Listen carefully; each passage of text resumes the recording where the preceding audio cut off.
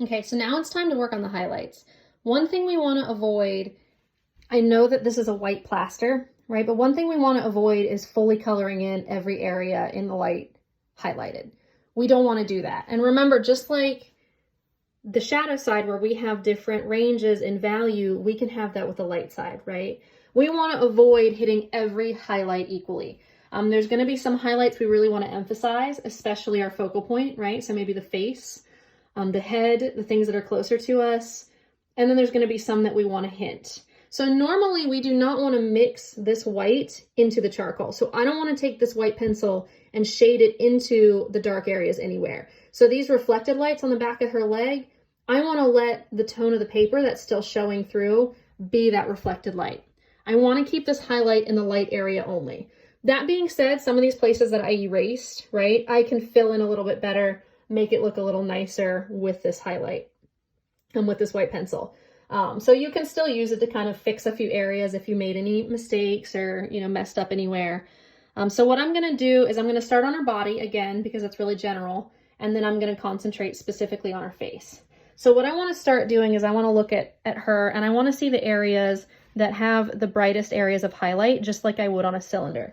So for example, if I look at her shoulder, I can start to designate some areas of her form, of that bone structure with this highlight.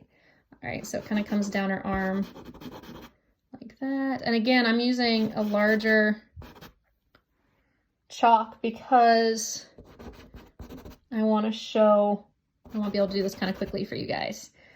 So it gets a little lighter in areas that are closer to the light, right? So we're going to have some areas that have a stronger highlight than others. But just remember that most of these forms are going to roll and they're going to soften a little bit. They're not all just going to be super bright highlights. And we want to be careful of making everything shaded. I want to let that paper work for me. That's why it's there, right? So I don't want to take away from that too much. So we can kind of hit her knuckles here, show off the side of her hand, kind of curves up to another highlight there. And then it just real lightly goes down that side of her arm. Now we have another bright highlight down here on her elbow. And then we have a bright highlight that shows the rest of that arm. So you can already start to see that she starts to become far more three-dimensional, because we can go in with this highlight and we can emphasize these areas that we want to emphasize. So for example, here,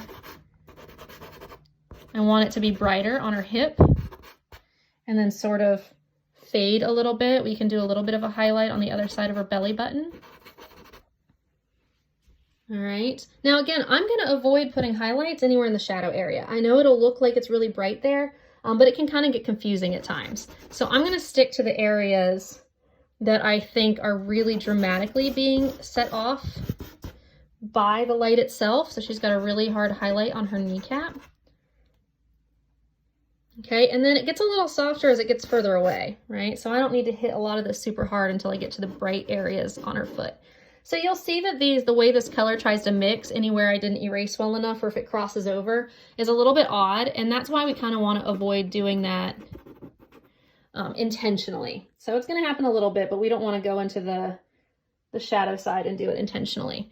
Okay, so up here we sort of have, now note, if I want this to roll softly, I'm not going to come right against the shadow with the brightest highlight. I want it to sort of move over the form gradually. So I'm going to keep it sort of toward the center. We've got some bright highlights on her knee here. And then this gets hit with a really bright highlight as it drops down, especially the angle that I see her foot in. So you can see I sort of push it in really hard in some of these areas that got a little bit confusing, or I maybe lost a little bit. So that's all her foot is, right? Is just indicating some shapes there. All right, so I'm gonna refine some of this just a little bit, but you can already see the effect that that gives us, where it gives us a much more three-dimensional form. And then I'm gonna come in on the face.